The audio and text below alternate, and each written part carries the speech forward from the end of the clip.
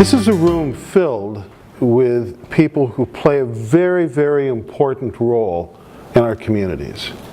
In this organization that has expanded just from Glendale to include La Crescenta, Montrose, Verdugo City, La Cañada, Burbank, it makes sense. The mission of this organization makes a whole lot of sense. It's important. What is done, what you do, matters. So part of my task is, how do I keep you in the game? How do I help you not only not burn the candle at both ends, but start cheating and burning in the middle? Because that's our tendency. That's what we do. And when we see so many starfish, it's very, very difficult sometimes to stop. We want to continue going. I don't know how well you know starfish. Any scuba divers in here? Okay. What happens if you cut a starfish in half? It grows back. It grows two. Talk about resilient. But we don't do it that way. That's not the way we function. When we're cut, we bleed. When we have losses, we have to deal with them. The challenge is we have lots of challenges. More challenges than any one person can do. But when you focus on dealing with one thing at a time, and again, we don't want to do that. We want to multitask. When you focus on one task, many times we can be more effective, but it's hard to just do that. So does this organization make a difference? Yes, it does. Absolutely it does. Your participation not only strengthens the foundation, but you also gain individual strength as a result of that association. It's very, very important. So tonight we're going to explore concepts of resilience and well-being, and over the course of the next 4 hours of my... Oh, wait, what? No, we're not going to do that. But we are going to take a look at issues of resilience, individual strength, well-being, hopefully in a fun way, hopefully in a way that is constructive and practical. So we'll see if we can deliver that. How many of you have experienced or lived through an earthquake? See, I should really ask the question, anybody in the room who's not experienced an earthquake? Exactly. How did you do with that? How'd you make it through? Recently, I read through the history of earthquakes in California. It's not a best-selling book, but there are lists where it talks about the location and the magnitude. And so what's the first earthquake that most of you remember? 70. Exactly. And where were we at that point in life? A lot of us in our teen years. And we're being shaped by this. And then what's the next big earthquake that you typically remember? Exactly, right. And so we have this shared experience of making it through trauma, adversity. So here's a California question. How many of you are terrified of earthquakes? Now, okay, a couple. We'll be having a self-help group for earthquakes. Edna will be, yeah. Okay, so most of us become familiar. But I'll tell you what terrifies me. Tornadoes, hurricanes, alligators. So Florida, just because I don't have experience with that. I do have experience with earthquakes. And I kind of get the sense of what to expect with that. I was going to do an experiment, but I don't think we have the time. It was going to take a look at how we try to predict things. Now, many times we have a sense that if we could just predict what's going to happen, if we could just predict when that next earthquake would occur, then we'd be okay. But it turns out that really isn't the case. I mean, with advance warning of hurricanes, what do people typically do? Psh, forget it. I'm not leaving. We don't respond to that always. So we live in a changing world. Now, I don't know what the accurate number is for this, of the frequency or the time period in which our knowledge doubles. But one of the common ones is every 12 to 13 months, knowledge in the world doubles. And it's also been suggested that that might get as short as every 12 days. Really? I don't know, that's beyond my scope. But here's kind of the point. Stuff is coming at us faster than we can assimilate and grab onto it and understand and relate to it. It happens really, really quick. So I don't understand the doubling of knowledge. That's more than I can get my mind around. But I'd like to go through a short list of words. And I want you to think of some words that we weren't using back when those earthquakes hit. Words that we didn't know about. Blog. Google. Staycation. Tweet. Social media. Smartphone.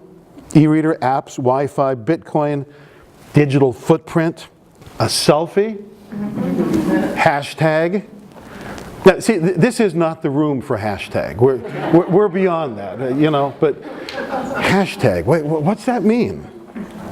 Emoji, Skype, FaceTime, voicemail, photobomb, infomercial. That was actually in the early 80s, but bingeables. Do you know what bingeables are?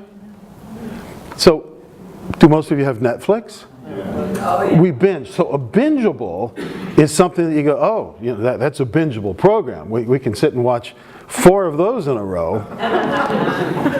Oh, come on, you've done it. You know it. It's pretty fun.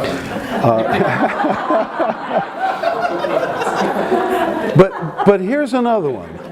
How many of you know what FOMO is? F-O-M-O. Fear of missing out. And so that's one of the things that drives us to burn the candle in the middle as well. We want it all. And the truth is, we can't do it all. So how do we balance it? And we talk about work-life balance. We need to really dissect that a little bit more. It really needs to be life-work balance. We don't want to be consumed by our jobs. We don't want to form our identity just on what we do. We're human beings, not human doings. And yet, what you're doing matters. So we don't want to dismiss that. But we have to find this balance, or you're not going to be able to deliver the Starfish. And that's just the way it works. You need to come to terms with that. We all do. So I am the Medical Director for Physician Wellbeing for Adventist Health Southern California region. That's a mouthful, isn't it, Irene? Sure is. And what that means is I have been charged and given the opportunity to develop a pilot program to try and help take care of doctors. Why is that important? Well, because there is a pandemic of burnout in the medical profession. And we have a double rate of suicide for physicians when compared to other individuals of the same educational economic level. We are facing a shortage of physicians. Now, I'm not going to go into the whole medical lecture on that because that's not relevant, but that's one of the reasons why I started studying burnout. And one of the classic responses to burnout has to do with resilience. Now I'm going to shift gears for a moment. We were hearing about the needs of children. And the comment was made, who can be more resilient than a child? Well, biologically, there's this predisposition towards that plasticity and flexibility. Oh my goodness, the positions my grandkids can get in on the floor, and I'm thinking, how am I going to stand up from this? And very, very flexible. Children are flexible. But you know what? We have to protect them because there are 2 competing forces. There are risk factors and there are protective influences. So most of you, I'm assuming, know about ACE scores, adverse childhood experiences, and the more experiences that you have that are negative as a young child, the more likely it is that you're going to have major medical events as an adult. But we have the competing side of that, of the 40 developmental assets. And it comes down to, I think, in just simple terms, and you can look at all this stuff on the internet, it's fascinating reading, but protective, caring, loving adults, teachers, ministers, coaches, parents, aunts, uncles, who say, you matter. What you do matters. We love you. We care about you. So it turns out some of those same factors work for us older folk as well. That when we can have community, when there can be a group of people where we can find respite, we can find sanctuary, we can talk and share, that it makes a difference. We talk about knowledge is power. You've heard that, right? Knowledge is power. Well, it's not true. Knowledge is potential power. Implementing it, taking action on that knowledge, is realized power. So there are different types of knowledge that we need to take a look at. And it's important to, here we go, good. It's just, there's all this pressure, you know? And sometimes it feels like it's right up on me.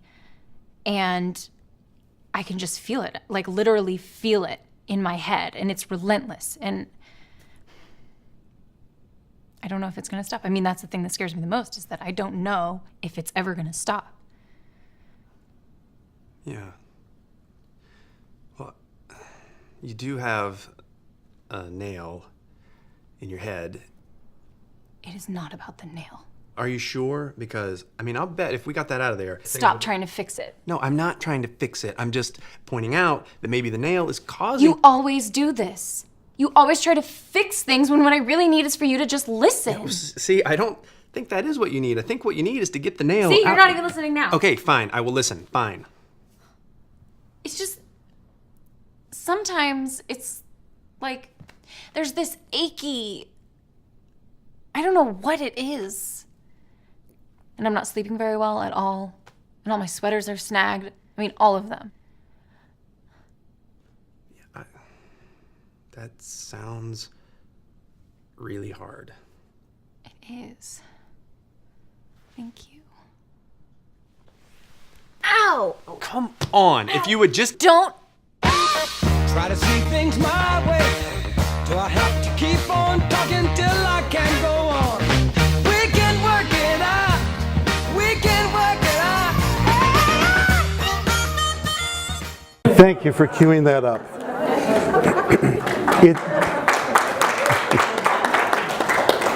It's one of my favorite videos. And one of the reasons it's kind of my favorite video is I think it speaks to a truth about differing needs between people. And the traditional view is that women want more support and understanding, and men have a tendency to be narrow in their focus and just want to fix things.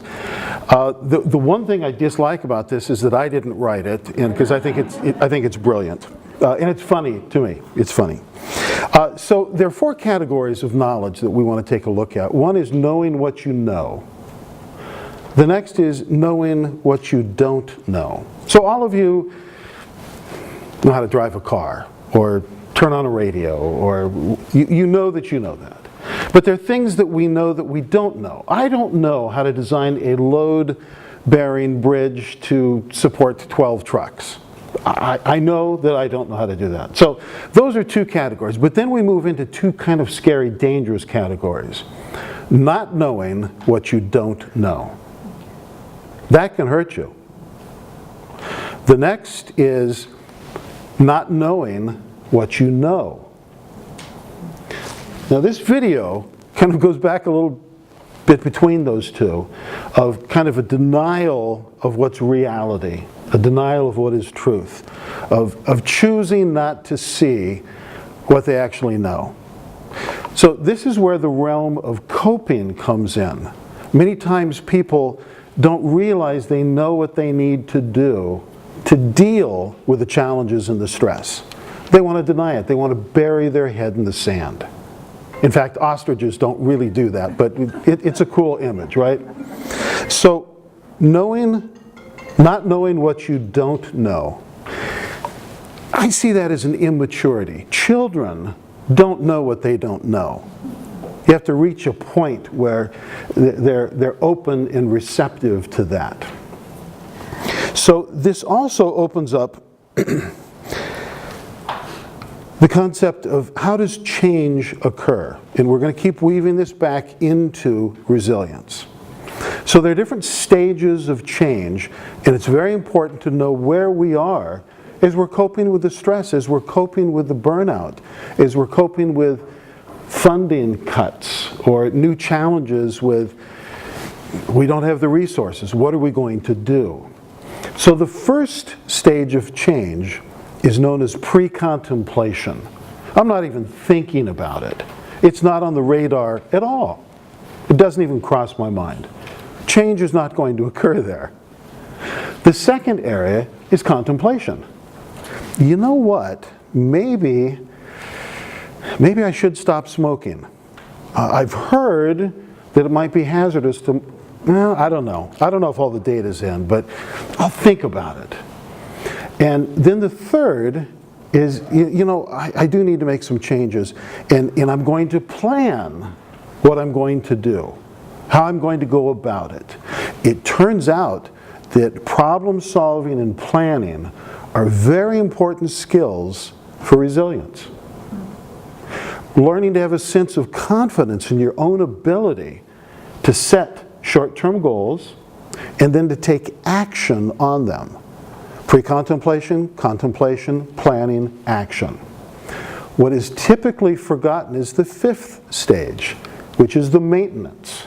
We have to circle around and keep doing that. But that's basically how change occurs, the different stages. And we need to be able to find ways to automate that to the best of our ability.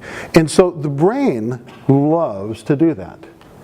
And then we recognize we have bad habits and we have good habits. And we want to build more good habits. So a good habit would be, I think I need to go to bed on time. I think I need to get some exercise. I think I need to spend time with fill in the blank. Where we recognize things that need to occur, we plan it, we take action on it, and we recognize our own abilities to do so.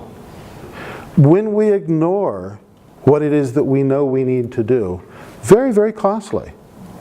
So most of us are not naive, truly, about burnout. We try and do too much, but the danger is it creeps up on us and we don't see it coming. We bury our head in the sand. And I mean, all my sweaters are snagged. We have to learn to be self-aware. We have to learn to open up our eyes to see what's in front of us so that we can make informed decisions and find ways of coping with it. But basically, I'm not telling you anything you don't know. Most of education, at the adult level isn't about, oh boy, I didn't know that.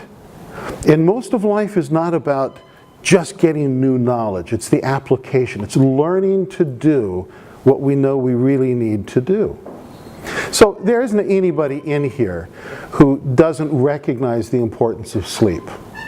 Now, maybe we don't know all of the details about sleep, of how it affects neuronal functioning, et cetera, but when we don't get enough sleep, it changes our mood.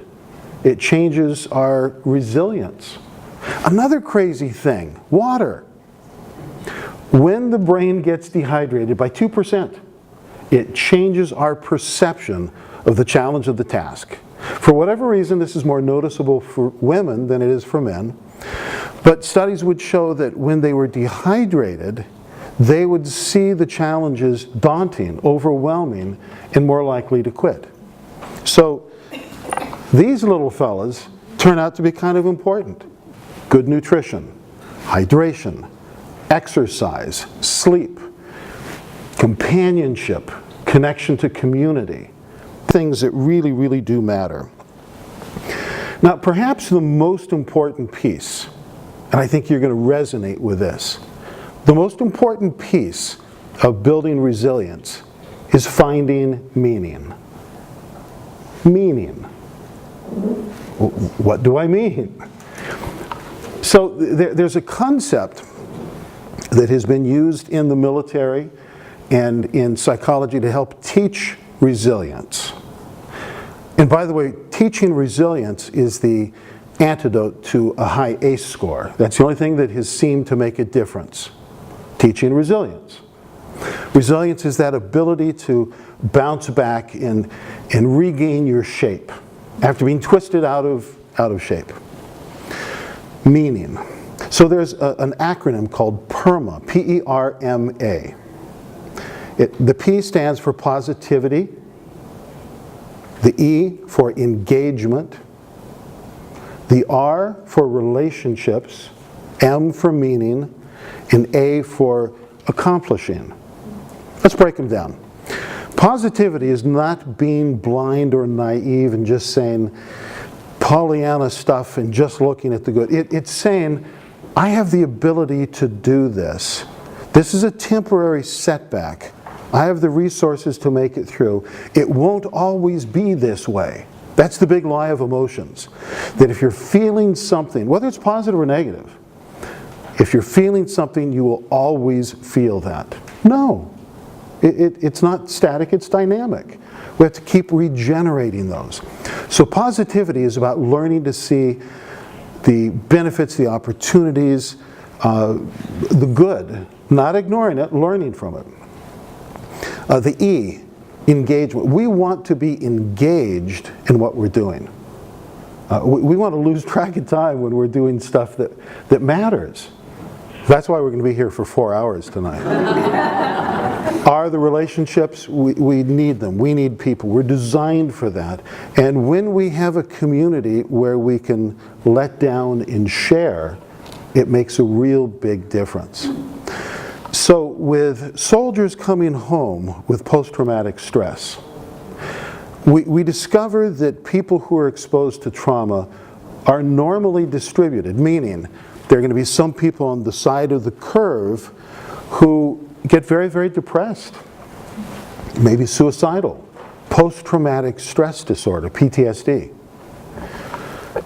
There's a group in the middle who are going to take their hit, but in a month or so they kind of move back and they're displaying resilience. But here's the real interesting part of the curve. Over here there's a group of people who go through what's known as post-traumatic growth. Whoa, what's that about? Glad you asked. Post-traumatic growth is about not only resuming where you were before, but becoming better. So Nietzsche said, if it doesn't kill me, it makes me stronger. There are people who go through very difficult situations who say, I don't want to go through that again, but I don't want it taken from me. I learned something from it. I have a greater appreciation for being alive. I'm guessing most of us have had that experience where a near miss of an accident, or maybe actually an accident and recovery, some type of trauma where we go, wow, I just never really noticed the beauty of what it really means to be alive. That really, really matters. The relationships help us with that. The meaning gives us anchoring with that. When we do things that are meaningless, we will wither. We will flounder. And the goal is to flourish.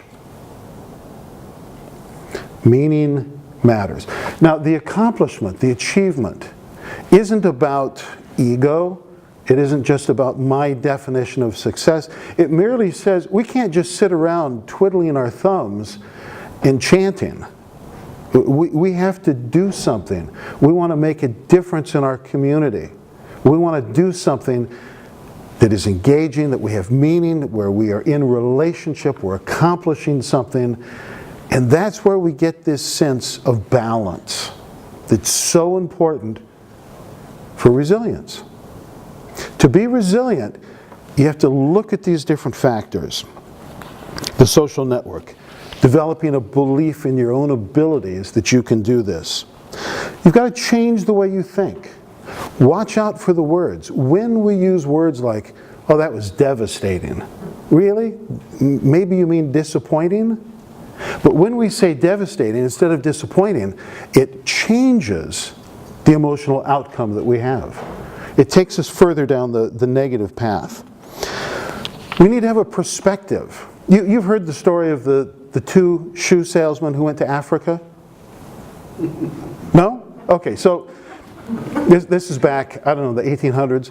The first guy gets over there and he looks around and he wires or telegraphs back, not a good market, nobody wears shoes. And he goes home. The next guy comes and goes, what an incredible market, nobody has shoes. He can sell everybody. You know, the perspective you have on what you're doing, the perspective you have on life, really does make a difference. Gratitude and positivity are also very, very important. Just by increasing our redirection towards the positive, the grateful, makes a huge difference. There's a fascinating list of 31 benefits of gratitude. People who are grateful earn more money. More people want to either mentor them or be mentored by them. Relationships last longer. They are healthy. I mean, it's just this long, incredible list. Not a lecture on gratitude, but recognize the important role that gratitude plays on resilience. The U.S. Army recognizes that they want an armed force that is ready and resilient. And so they actually teach courses on resilience. And what's interesting is they look at not only the physical, the emotional, the family, the financial, but the spiritual. What? The U.S. Army? 2 million with active and reserve? Yep. They don't define doctrine, they don't define denomination. They talk about the importance of serving something larger than yourself. Spirituality has to do with the capacity to connect. And when we can connect, we're going to be more resilient. When we are disconnected, we're going to flounder and not flourish. So one of the last things that we want to look at is the importance of self-care. It's very important. And there's a concept in a book by the title, as I recall, having to do with margins. So when you think of a margin, I typically think of that white space on the page, right? That we get to adjust on how big or small depending on how many pages that school report is supposed to be.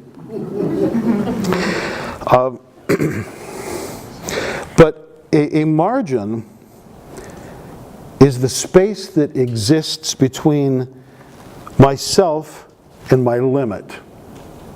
And I can cut that margin really tight, or I can give myself enough room. And so it's typically looked at in terms of kind of emotional energy, physical energy, time, and finance. Sometimes it's easier to look at things in a numerical, monetary way. You can get your budget so tight that there's no breathing room. Or you can leave margins for surprises, opportunities, crisis. So I'd like to challenge you this evening. Develop your margins. What you're doing matters. And if you stop doing it because you burn out and you don't bounce back, this community suffers. It's now a larger community that suffers. Focus on your flexibility, focus on your margins, focus on your self-care, and you'll build resilience. Sometimes it is about the nail, and sometimes we have to take the nail out. Sometimes we have to look in the mirror and figure out, how motivated am I to make the changes that need to occur so that I can continue to support the community in which I live, so not only can I flourish, but so can my community. Thank you for being here, and thank you for what you do for our community.